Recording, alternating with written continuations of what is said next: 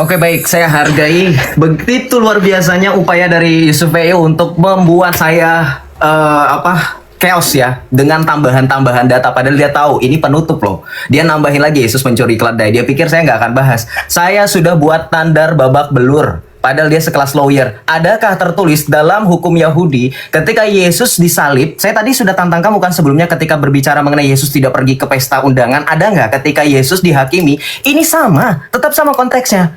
Saya tantang, silahkan Islam semua terbuka. Ingat ya, ini closing. Saya tantang, sehabis ini kalian bisa buktikan dalam ayat Alkitab Yesus ketika dihakimi oleh Pontius Pilatus di dalam pengadilan, termasuk ketika kalian baca perikop Alkitab dalam Injil Matius, dalam Matius 26 tentang dusta mahkamah agama. Adakah di situ mahkamah agama semuanya berunding untuk mengagaskan Yesus pencuri keledai? 1. Yesus berdusta ketika dia tidak datang undangan. 2. Kemudian Yesus katanya mencuri gandum. Ada tidak? Saya tantang kamu. Jangan cuman cocokologi. Oke, kemudian yang berikutnya ketika berbicara mengenai halaman bait suci. Kalian masih ikuti Yusuf PI. Saya sih kalau jadi Islam, saya nggak bakal mau. Halaman dengan komplek itu sama, apalagi dalam peribadatan Yahudi. Coba kamu tanya sama orang Yahudi. Apalagi bait Allah. Bait Allah itu semuanya bagian doa. Memang betul dibagi-bagi. Ada ruangan Maha Kudus. Ada Court of Gentiles, itu yang nggak tahu kan. Halaman itu yang disebut dengan Court of Gentiles, itu adalah rumah doa bagi segala bangsa. Saya tadi sudah bacakan dalam Yesaya 56 ayat 7. Ada tertulis, rumahku akan menjadi rumah doa bagi segala bangsa. Yang dimaksud rumah doa segala bangsa, itulah wilayah yang disebut dengan halaman. Dengerin, jadi bukan sembarangan. Maka dalam hal ini, ketika orang Islam mengatakan itu halaman bukan dalam, saya tantang Anda sekarang Anda jualan ke halaman istana. Anda ngotot-ngototan sama pas pampres. Ini kan halaman istana, boleh dong jualan gak di dalam halamannya. Ini logika Yusuf PI loh. Dipikir halaman itu orang bebas gitu. Sekarang saya tantang sama kamu, berani gak kamu buat masjidmu halamannya itu jadi sonhorek? Hah? Berani nggak? Sonhorek di situ joget-joget? Hah? Nggak bakalan kan? Pikir. Ini logika. Yang terakhir, ini baru closingan. Saya rasa cukup jawab seperti itu. Silakan logika Anda buat berpikir. Saya tutup. Dari tadi saya telah konsisten membuktikan Yesus bukan hanya sekedar menyediakan jalan.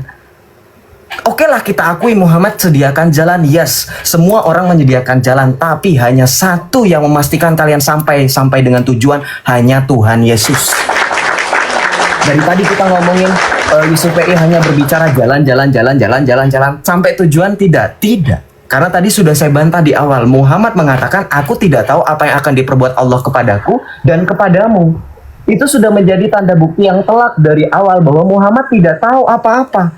Dia hanya menyediakan jalan. Semua orang menyediakan jalan. Saya bisa menyediakan jalan buat kalian semua. Tapi apakah saya bisa memastikan kalian sampai tujuan? Tidak. Jadi tekankan sekali lagi, jalan bukan berarti tujuan. Hanya Yesus yang menekankan jalan sekaligus tujuan. Kenapa? Yohanes ayat 27 sampai dengan 28, Yesus katakan, domba-dombaku mengikuti aku karena aku tidak akan membiarkan mereka binasa, melainkan mereka hidup kekal. Tujuan akhir agama samawi, kalau Islam mengklaim sebagai agama samawi, adalah masuk ke dalam kerajaan surga atau jannah istilahnya. Hanya Yesus yang juga menyediakan jalan, juga menyediakan surga. Apakah Muhammad bisa? Tidak. Betul, hanya Allah yang mampu memastikan orang masuk ke dalam surga. Bahkan ada hadis sahihnya, mungkin Ustadz Yusuf PI nanti akan pakai, bahwa amalan sekalipun tidak akan mampu menjamin kita semua masuk surga kecuali ridhonya Allah atau rahmat atau kehendak Allah. Itu betul. Kenapa? Karena itu sudah disampaikan oleh Tuhan Yesus. Yesus berkata dalam Matius 7 ayat 21 sampai dengan 23, bukan setiap orang yang berseru kepadaku Tuhan, Tuhan, mereka akan masuk ke dalam kerajaan surga, tetapi mereka yang melakukan kehendak Bapakku yang mendapat bagian dari kerajaan surga.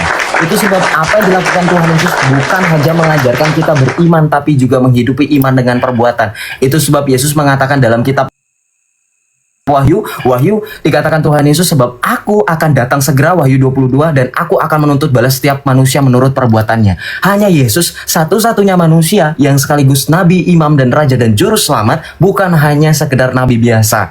Maka sebagai penutup, saya mempertanyakan keislaman teman-teman semua, termasuk Yusuf PI di sini. Saya telah menyelesaikan tugas saya sebagai seorang Islam dengan mengikuti Muhammad hanya sampai di pertengahan jalan, karena saya tahu ketika saya mengikuti sampai akhir, saya tidak akan mendapatkan apa apa-apa. Tapi saya telah mengikuti jalan yang betul-betul satu-satunya jalan yang memastikan saya sampai dengan tujuan, yaitu masuk dalam kerajaan sorga. Dialah Yesus Kristus.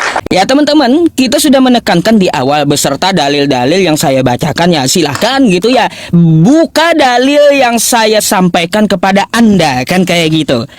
Saya mengatakan Nabi Muhammad adalah jalan kebenaran dan hidup, tidak akan sampai kepada Tuhan semesta alam tanpa melalui Nabi Muhammad. Ada dalilnya. Ya. Ada. Lalu di mana? Apakah langsung seperti yang Yohanes 14 nomor 6 yang seperti dikatakan Yesus? Enggak, dari Al-Quran dan hadis. Karena pedoman dari umat Islam itu ada dua, Al-Quran dan hadis, ya kayak gitu. Benarkah, sekali lagi ya teman-teman saya tekankan, benarkah Nabi Muhammad itu adalah jalan? Saya udah jabarkan tadi, jalan yang dipermasalahkan oleh Joseph sudah kita jelaskan juga, tapi tidak terima ya derita dia, kan kayak gitu. Yang jelas ya, Al-Quran kita mengatakan bahwa Nabi Muhammad itu jalan. Terus juga di dalam Quran surah Al Imran ayat 31 yang sering saya baca tadi, Qul in kuntum tuhibbunallah fattabi'uni yuhibbukumullah, kan kayak gitu. Ya, dapat kita lihat di situ adalah jalannya Nabi Muhammad mengikuti sunnahnya. Terus Nabi Muhammad kebenaran. Nabi Muhammad itu kebenaran di dalam Quran. Ya, ini saya tampilkan aja ya. Ayat Al-Baqarah 119 ya. Inna arsalnaka bil haq basyira wa nadhira. Sesungguhnya kami telah mengutusmu Nabi Muhammad dengan hak, ya. Hak ini maksudnya kebenaran ya teman-teman. Tapi di balik itu ada juga Allah mengutus setan, teman-teman. Ada. Ya, nih di dalam Quran surah Maryam ayat 83 ya. Alam taro anna arsalna syayatina 'alal kafirina ta'uzzuhum azza. Tidakkah engkau memperhatikan bahwa kami telah mengutus setan-setan kepada orang-orang kafir untuk benar-benar menggoda mereka berbuat maksiat? Jadi ya teman-teman, Allah memberikan dua jalan kepada kita. Apabila kita ingin mengikuti yang benar, maka ikutilah Nabi Muhammad sekarang ya. Bagi di zaman sekarang yang tidak mengikuti Nabi Muhammad, berarti dia mengikuti setan ya.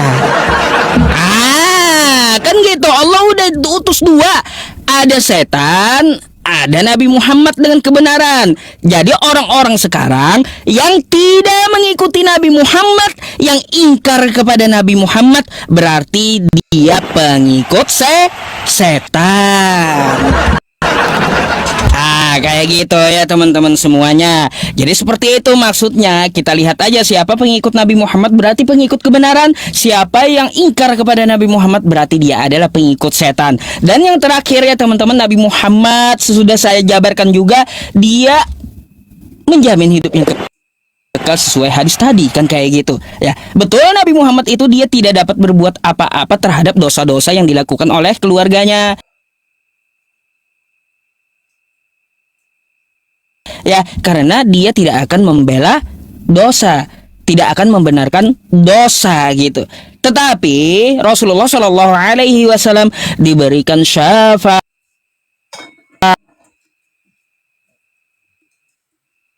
ya, diberikan rahmat oleh Allah untuk apa? Memberikan syafaat kepada orang yang bersolawat kepadanya, gitu ya teman-teman. Udah. Jadi fix gitu, nggak perlu dipermasalahkan lagi tentang masalah jalan keselamatan di dalam agama Islam. Udah paripurna, udah jelas gitu.